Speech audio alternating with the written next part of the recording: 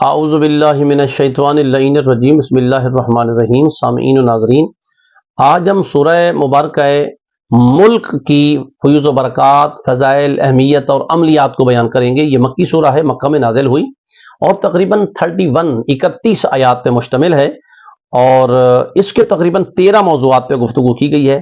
سب سے پہلے خداوند متعال کی سلطنت کو بیان کیا گیا ہے کہ تبارک الذی بیدہ الملک وَهُوَ عَلَىٰ كُلِّ شَيْءٍ قَدِيرٌ الَّذِي خَلَقَ الْمَوْتَ وَالْحَيَاةَ۔ پھر موت الحیات کو بیان کیا گیا ہے، کائنات کا نظام اور اس کی ترتیب کو بیان کیا گیا ہے، آسمان کے ستاروں سے آرائش کو بیان کیا گیا ہے، دوزخ کی کیا کیفیت ہوگی اس کیفیت کو بیان کیا گیا ہے، اہل دوزخ کا جو اقرار جرم ہے اس کیفیت کو بیان کیا گیا ہے، زمین کے جو فوائد ہیں، جو خطرات ہیں، ان کا ذکر آیا ہے۔ اللہ کسی بھی وقت بے نیاز نہیں ہے، خدا کی توحید کو بیان کیا گیا ہے، توحید کو جھٹلانے والوں کا انجام بتایا گیا ہے، سالکان حق کی قدر و قیمت بیان کی گئی ہے، اللہ کی نعمتوں کا ایک اجمالی، تفصیلی نہیں، مجملاً اجمالی ذکر بیان ہوا ہے۔ قیامت کا وقت صرف خداوند متعال کو معلوم ہے اور عذاب الہی سے ہر وقت ڈرتے رہنے کی تمام کیفیت کو بیان کیا گیا ہے۔ جب ہم اس کے فضائل کی جانب آتے ہیں، سرکار دو عالم ارشاد فرماتے ہیں کہ جو بندہ عذاب قبر سے محفوظ رہنا چاہتا ہے وہ اپنی زندگی میں سورہ ملک کی تلاوت کو اپنا وتیرہ بنائے۔ تلاوت کرنے والے کو شب قدر کا ثواب ملے گا۔ سورہ ملک تھوڑی سی سورہ ہے، 31 آیات پہ مشتمل ہے، تو میرے خیال میں 10 منٹ بھی نہیں لگیں گے اگر یہ کوئی انسان یہ سورت کی تلاوت کرتا ہے، پروردگار عالم شب قدر کا ثواب عطا فرما دیتا ہے۔ اور پھر فرماتے ہیں سورہ ملک کی تلاوت کرنے والا جو ہوگا، سرکار دو عالم فرماتے ہیں مجھ پہ لازم ہے کہ میں اس کی شفاعت کروں۔ جب مومن سورہ ملک کی تلاوت کرنے والا مرتا ہے تو فرماتے ہیں کہ پاؤں سے آواز آتی ہے کہ پروردگار اس کے پاؤں پہ عذاب نہ ڈالنا، چونکہ ان پاؤں پہ کھڑے ہو کے سورہ ملک کی تلاوت کرتا رہا ہے۔ اس کی آنکھوں سے آواز آتی ہے، پروردگار اس کی آنکھوں کو عذاب میں مبتلا نہ کرنا، ان آنکھوں سے دیکھ کے سورہ ملک کی تلاوت کرتا رہا ہے۔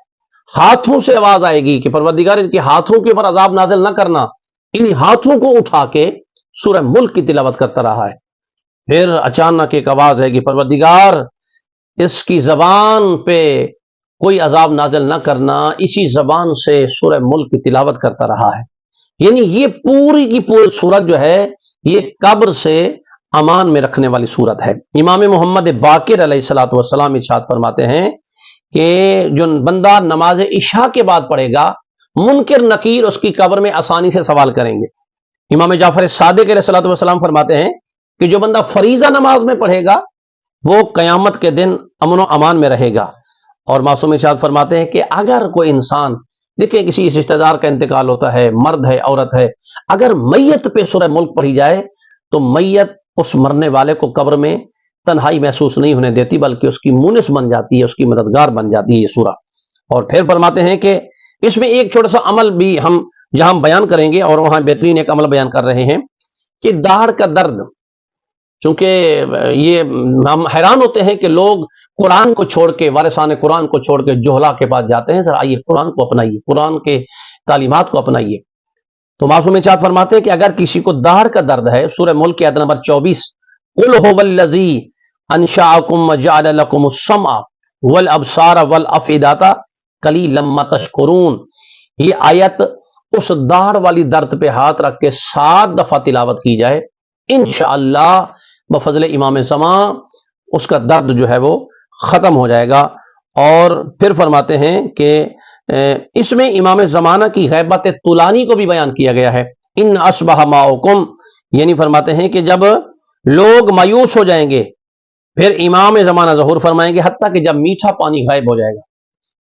چونکہ اب دیکھیں مثلا ہم کراچی کی سطح کے اوپر دیکھتے ہیں کہ کافی میٹھا پانی زمین کے نیچے چلا گیا ہے، تو یہ امام کی علامت الظہور میں سے ایک علامت بھی ہے کہ جب میٹھا پانی ختم ہو جائے گا تو امام کے ظہور کا وقت قریب ہوگا، اور امام ہی آ کے اس میٹھے پانی کو جو ہے وہ برآمد کرائیں گے۔ اور پھر نبی کریم نے ارشاد فرمایا کہ یہاں میں ایک سلسلہ ہے، کافی ایک طویل روایت ہے حضرت عمار یاسر کی، کہ عمار یاسر کا تذکرہ بھی اسی سورہ مبارکہ ملک کی ایک آیت کے ضمن میں بھی بیان ہوا ہے۔ اور سرکار نے ارشاد فرمایا، اے عمار میرا جانشین تعویل قرآن پہ جہاد کرے گا، اے عمار میرے بعد علی کا ساتھ نہ چھوڑنا، تجھے ایک باغی گروہ قتل کرے گا۔ اور پھر فرمایا کہ تیری آخری خوراک دودھ ہوگی، صفین کے 3 دن کے بعد ویسے ہی ہوا کہ اس نے جہاد طلب کیا. پھر فرمایا کہ عمار ستکون بعد فتنۃ فاذا کان ذلک فتبع، اے عمار میرے جانے کے بعد ایک فتنہ اٹھے گا مگر تو نے فتبع علی، دنیا کو چھوڑ دینا ہے مگر میرے علی کو نہیں چھوڑنا. اسی لیے میرے مولا سرکار دو عالم کا فرمان بھی ہے. سرکار دو عالم صلی اللہ علیہ وسلم ارشاد فرماتے ہیں کہ پوری دنیا ایک جانب کھڑی ہو اور میرا علی اکیلا کھڑا ہو، اے دنیا والو دنیا کو چھوڑ دینا مگر علی کو نہ چھوڑنا. اس لیے کہ الحق مع علی و علی مع الحق، قرآن مع علی و قرآن مع علی، علی مع القرآن. حق علی کے ساتھ ہوگا، علی حق کے ساتھ ہے، قرآن علی کے ساتھ ہے، علی قرآن کے ساتھ ہے. پھر فرمایا کہ جب ایسا ہوا تو اب جب وقت آخر آیا، جناب عمار یاسر کا پانی مانگا اور ایک انصاری نے دودھ کا جام دیا جس کو عمار نے پیا، اور پینے کے بعد کہا کہ میرے ساتھ جو رسول کریم صلی اللہ علیہ وآلہ وسلم نے جو وعدہ کیا تھا وہ پورا ہوا. اسی طرح کا تھا کہ اے عمار تیری آخری خوراک دودھ ہوگی اور تو علی کی ولایت کے جرم میں مارا جائے گا اور علی کے ساتھ ہوگا، تجھے باغی گروہ قتل کرے گا. حاکم شام اس کے گروہ نے قتل کیا ہے.